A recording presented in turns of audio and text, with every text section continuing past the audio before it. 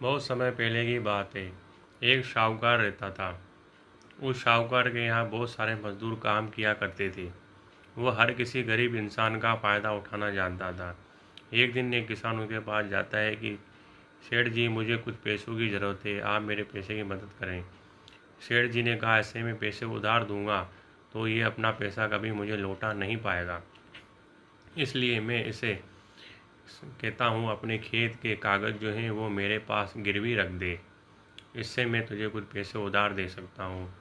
किसान बोलता है, हाँ सेठ जी, क्या करूँ, अब मैं मजबूर हूँ, मुझे तो अब अपनी खेती के कागज़ आपके पास गिरवी ही रखने पड़ेंगे। यह सोचकर वो किसान आखिरकार वो शाहूकार को अपने खेत गिरवी रख देता है और कुछ पैसे लेकर घर आ जाता है। मित्रों, ये देखकर शाहूकार बड़ा प्रसन्न हुआ मन ही मन कि उसने एक गरीब किसान का खेत हथिया लिया। ये गरीब किसान अपने घर आता है और अपने काम में लग जाता है।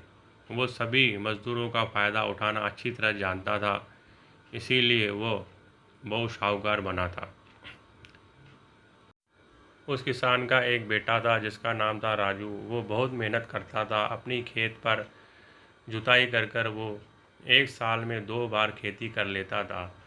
सभी मित्रगण उनकी तारीफ करते थे कि राजू, आप इतनी अच्छी मेहनत करते हो और अपनी मेहनत से आप बंजर ज़मीन को भी आप हरियाली में बदल देते हो।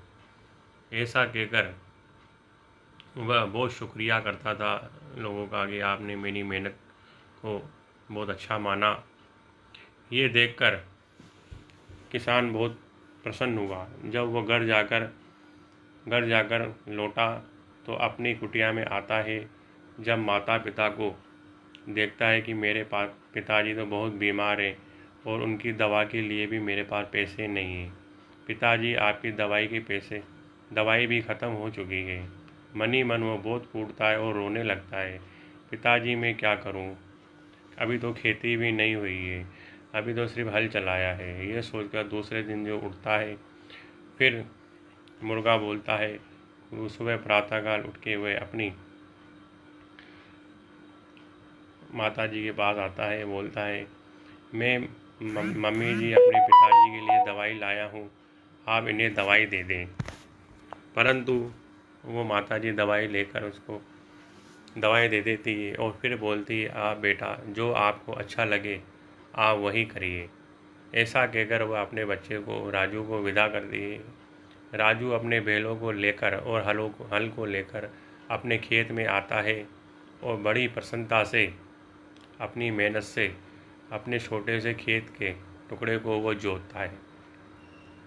कड़ी मेहनत से कड़ी मेहनत करता हुआ अपनी हल जोतता हुआ अपने खेत को जोतता है और बीज बोता है। इस प्रकार वह अपनी खेत में अंकुरित कर लेता है। कुछ समय बाद अच्छा मौसम निकलता है, चिड़िया चीं चिंगाती हैं अच्छी सी और बढ़िया सा एक खेत उसका अंकुरित हो जाता है। राजू का दोस्त बोलता है, क्या बात है राजू, बड़ी अच्छी बात है, आपने जिस खेत को आपने जोया है इतना बढ़िया जोत चुका है और हरा भरा हो चुका है।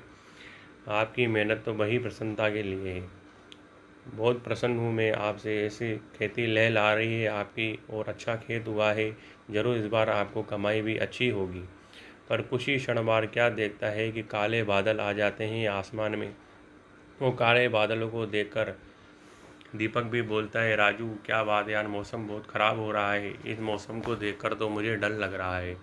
राजू मन ही मन घबराता है कि मेरे खेत में मैंने जो हल जोता है इतने के अंकुरित हुए हैं, कहीं तो नहीं ये बर्बाद ना हो जाए। ये सोचता ही है कि इतने में हवा, आंधी और तूफान धीरे धीरे लगने लग जाते हैं।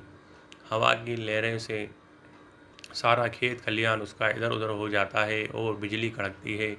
बिजली कड़कती हुई जो है बारिश पड़ने लग जाती है। ओले, बर्फ़ के ओले बड़े बड़े ज़मीन पर गिरने लग जाते हैं। इस प्रकार उसकी कड़ी मेहनत और परिश्रम से खेती करी हुई वो जो होती है पूरी अपनी आंखों के सामने ही वो पूरी बर्बाद हो जाती है। राजू फिर से मायूस हो जाता है और मन ही मन बहुत रोने लग जाता है। उसको अपनी मेहनत पे बहुत पछतावा होता है। वो सोचता है, मेरे साथ कुदरत का भी साथ नहीं है, मैं क्या करूं। असहाय होकर वो रोने लगता है। सारी खेत की दुर्दशा देखकर राजू फूट फूट कर रोने लगता है कि हे प्रभु, मेरे से या मेरे परिवार से क्या गलती हो गई है, मुझे क्षमा करो, मेरे से क्या हो गया है प्रभु। इस प्रकार वह रोता हुआ अपने घर घर की ओर बढ़ता है।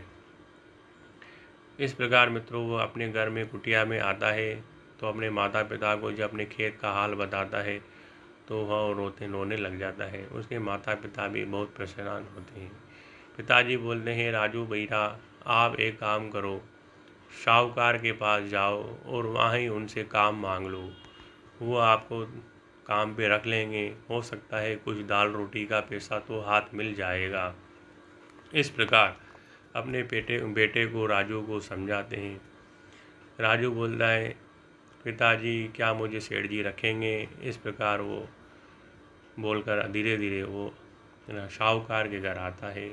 प्रातःकाल जब उठ के आता है तो अपने सेठ जी से आके मिलता है। सेठ जी, मैं बड़ा परेशान हूँ, मेरी खेती बर्बाद हो गई है, कृपा कर आप मुझे अपने पास काम पे रख लो। राजू, तू मेरे यहाँ काम मांगने आया है, परंतु मेरे यहाँ तो वैसे ही सब मजदूर काम पर लगे हुए हैं, मुझे किसी मजदूर की काम की आवश्यकता नहीं है। इस प्रकार राजू बहुत बिलखता है और बोलता है, मुझे माफ़ कर दो, पर मुझे एक बार अपने यहाँ काम पे रख लो। मेरे घर पे माता पिता भी बहुत दुखी हैं और बीमार हैं, मेरे पास उनकी बीमारी का दवाइयों का इलाज का पैसा भी नहीं है सेठ जी। इस प्रकार वो बोलता है और फिर बिलखता है। इस प्रकार सेठ जी बोलते हैं, चलो ठीक है, अब नहीं मानेगा लगता है तो इसको बोलते हैं, पर मैं तुझे 300 रुपये की जगह मैं तुझे 200 रुपये ही मैं तुझे अब तुम्हारी मजदूरी का हक दूंगा। इस प्रकार मनी मन वो सेठ सोकर प्रसन्न हो जाता है कि ये भी 100 रुपये बचेंगे। 200 रुपये में इसको ये मजदूरी भी अच्छी करता है, काम का भी बड़ा मेहनती है, इसको मैं अपने यहाँ काम पे रख लेता हूँ। इस प्रकार सोचकर उसे अपने यहाँ काम पे रख लेता है और यही शर्त बोलता है कि मैं तुम्हें 200 रुपये ही दूंगा, ज़्यादा नहीं दूंगा। राजू सोचता है क्या करें, वक्त पे जो मिले उसे सलाम करना चाहिए। इस प्रकार वो राजू वो मान जाता है। दूसरे दिन सुबह प्रातःकाल जब उठता है तो राजू साहूकार के खेत पर काम करने आ जाता है और हल जोतता है। साहूकारी का जो हल था उसे मजदूरी करने लगा, अच्छे से हल जोतता है। अच्छा किसान काम करने के बाद प्रसन्नता से सारा काम कर देता है और बढ़िया सा खेती हो जाती है। सेठ जी सोचता है, इसने तो बड़ी अच्छी मेहनत करी है, इतने कम समय में हमें 2 बार इसने फसल ली है, इसकी मेहनत तो बड़ी प्रसन्नतापूर्वक है। मन ही मन वो सेठ जी सोचता है, मेरे खेत का काम हो चुका है, अब मुझे किसानी की कोई ज़रूरत नहीं है, अब मुझे इस काम में निकाल देना चाहिए। इतना ही सोचकर वो गरीब किसान के पास गया और ये लो तुम्हारे पैसे, कल से तुम कहाँ आने की ज़रूरत नहीं है, खेत काम भी ख़त्म हो चुका है। इस पर किसान ने उदास होकर बोला, पर सेठ जी मुझसे मत निकालिए, मुझसे क्या गलती हुई है, मुझसे क्या हुआ है।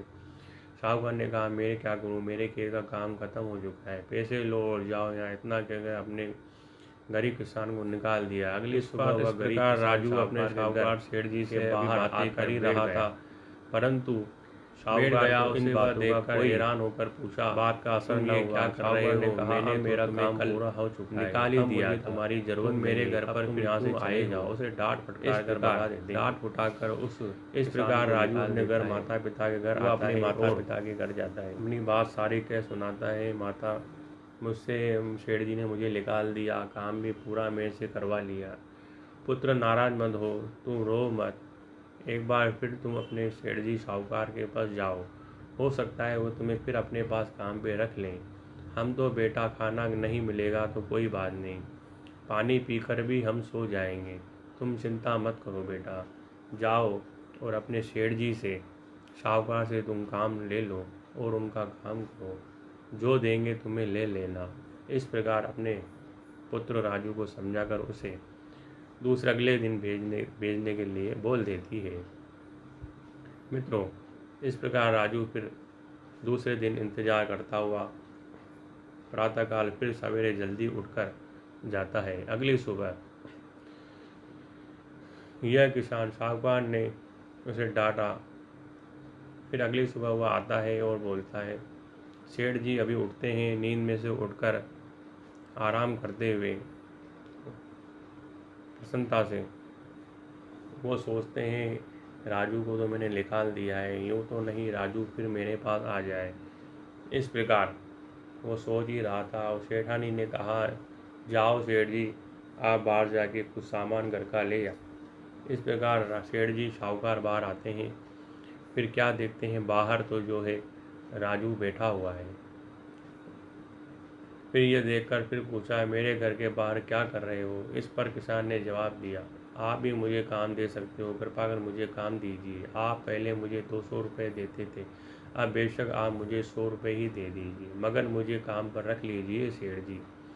लेकिन अगले दिन वह किसान फिर साहूकार के घर के बाहर बैठ गया और फिर इस प्रकार उस राजू को डंडा फटकाकर उसे फिर वहाँ से भगा दिया। मुझे तुम्हारी ज़रूरत नहीं है राजू, तुम जा सकते हो। इस प्रकार उसे समझाकर भेज, मुझे तुम्हारी आवश्यकता नहीं है। अगले दिन फिर कुछ दिन ऐसा ही चलता रहा। फिर राजू अपने सेठ जी के घर के बाहर आता है। फिर आकर वहीं सेठ जी से बोलता है, सेठ जी मुझे आप काम पर रख लीजिए, जो समझ में आए मुझे दे दीजिए। पर इस प्रकार फिर सेठ जी ने उसे फटकार लगाकर भगा दिया। फिर अगले दिन ऐसा ही चला। फिर तंग साहूकार ने उसे पीछा छुड़ाने के लिए तरकीब सोची कि ये राजू तो मानने वाला नहीं है। इस प्रकार मुझे क्या करना चाहिए? यह गरीब किसान तो मेरा पीछा नहीं छोड़ रहा, क्यों ना मैं 2-3 दिन के लिए शहर चला जाऊं। ऐसा सोचकर वह साहूकार अगली सुबह किसान के आने से पहले ही अपने परिवार को लेकर शहर के से निकल गया। और फिर कुछ समय के बीत जाने के बाद साहूकार अपने मेहमानों के यहाँ मिलने चला गया, वहीं वो रहने लगा। इस प्रकार अगली सुबह फिर राजू सेठ जी के घर के बाहर आया तो देखता है कि वो अपने घर के बाहर ताला लगा हुआ हैरान होता है कि मेरे सेठ जी लगता है यहाँ से वो बाहर चले गए हैं।